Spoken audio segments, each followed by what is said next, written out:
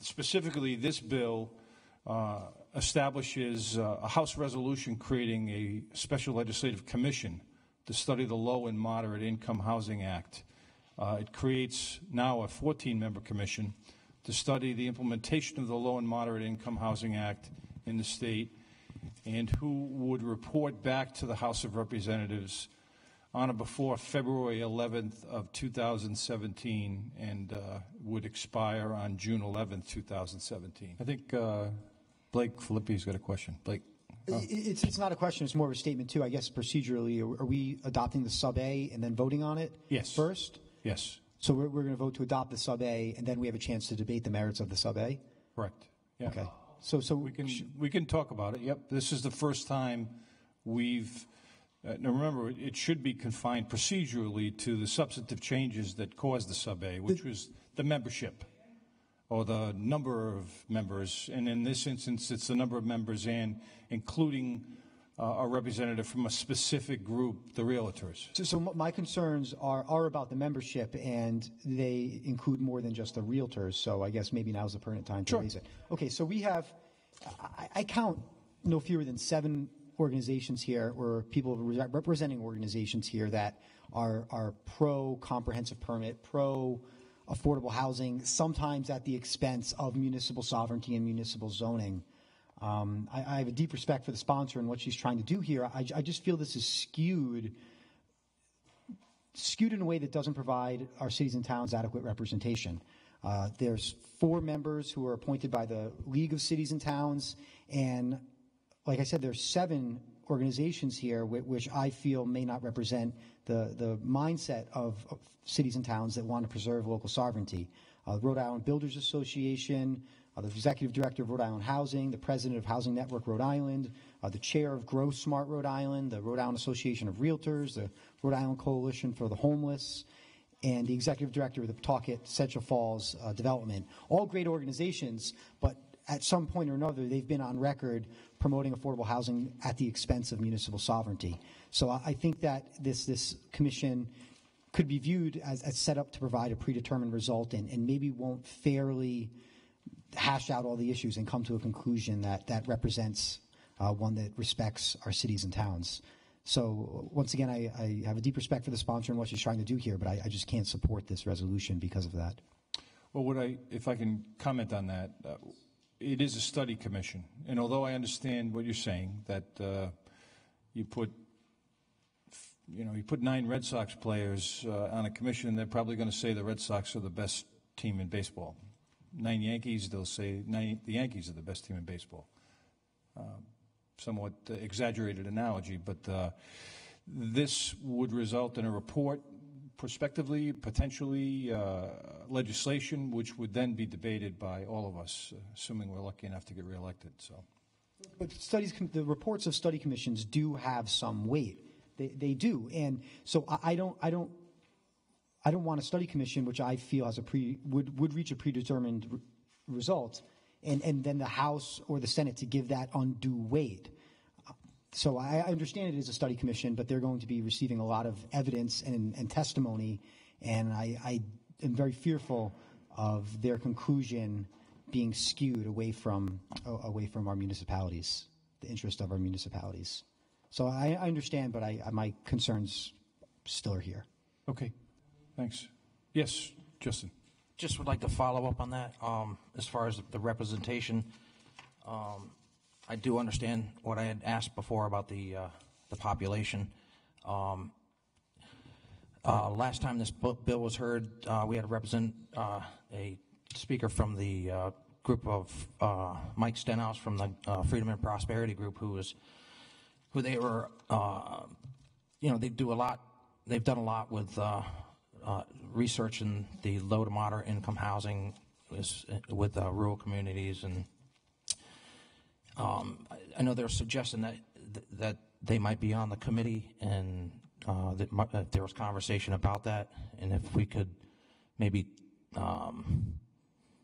ask that they be added to the representation, either one of those groups that were suggested last week. I forget the other group, but I think it was Justin Katz or something. So just to follow up, I again, this legislation, as repeated, is to evaluate a situation that's been going on prior to today's conversation for quite some time. So with that being said, I've included, again, to go back to municipalities that have 25 and under, be a part of those conversations. I spoke with the gentleman, Mike Stenhouse, elaborated to him at any point. He had any questions, he could feel free to contact me, reach me by email, or again, these commissions are public and transparent to the community for them to speak their voice. So I did take that into account.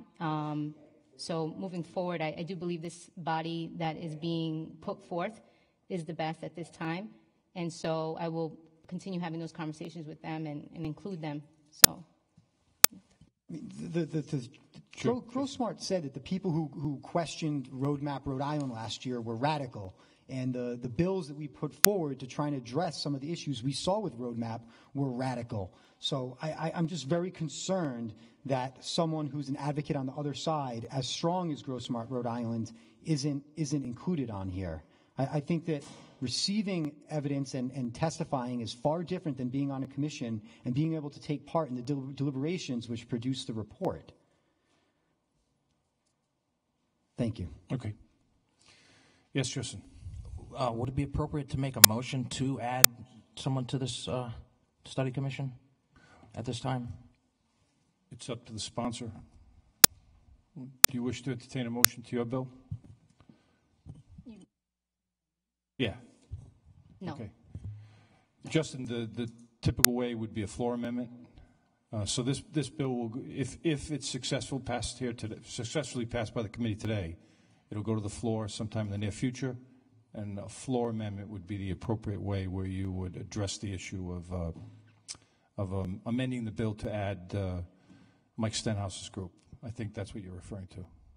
Yes, there's one or two groups. I forget the other name. Okay. So are we saying we can't do committee amendments at this time? Well, I guess without the assent of the sponsor? If you wish to make one, but typically the appropriate procedure is that it's her bill, and it's down for consideration today. It does have a sub-A, but if there are substantive changes, it would be tabled and then brought back with appropriate notice under the Open Meetings Act. Well, I mean, I'd like to make that motion. If Justin would make the motion, if Representative Price would make it, I'd second it. I have no problem entertaining it. So, yes. Thank you. I mean, this is just it's a commission to make a comprehensive study of Rhode Island's low and moderate income housing, statewide data for low and moderate income housing by city and town strategic economic and housing plans. They're going to take a look at the Brookings Institute, city and towns compliance, performance, and the barriers to implementation, and the commission shall provide recommendations. That's all they're doing. They're providing recommendations. I agree. For aiding cities and towns. It's not, we're not passing any laws here. It's only providing recommendations. Correct. Yep. Chairman. Yeah, and I think if I Yes, may, Mr. Representative Chairman. Barrows. Yeah, I think during those proceedings, I'm assuming that most cities in town who have an interest in that would be here to testify in favor or against it. So I'm not necessarily sure, I mean, why there's such a difficulty in what Representative Filippi sees in this resolution. So is the membership not important? Well, certainly, I mean, it's across. Are you suggesting it's not important? I'm sorry? Are you suggesting that it's not important, the membership? No, I mean, I think membership is important. Okay. However, the cities in town, you're saying, you're telling me that the cities in town apparently are not represented in there. Underrepresented. Underrepresented. But they certainly will be here in droves. Perhaps. So why don't we just remove all the cities and towns from representation on here then? Because then they'd have an opportunity to come and testify. But that, again, because that wouldn't be right. That wouldn't be right. Semantic on your part. I mean, obviously, you want to include everybody under the sun, whereas we're saying they'll be here.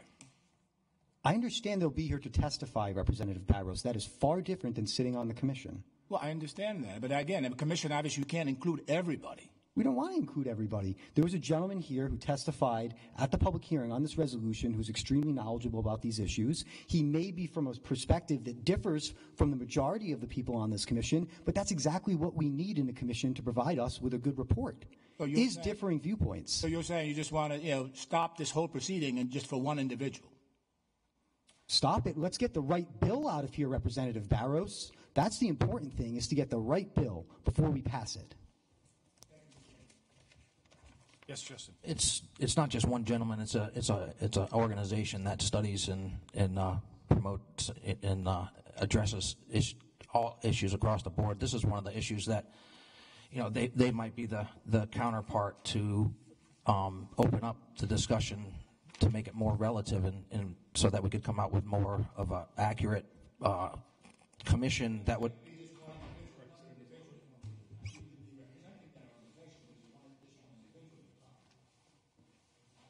It would be one more representative on this commission, and I don't feel like that's a lot to ask for adding one individual. Okay. All right, I've just asked for a procedural ruling from council to the committee. Procedurally, a consideration of a committee amendment where this bill stands now as far as public notice would be inappropriate. The appropriate method for addressing the issues that Representative Price and Representative Filippi have indicated would be a floor amendment. The reason being is that we've had a public hearing on this. The sub-A has been ruled by the legal counsel to the Speaker as not being substantive in nature.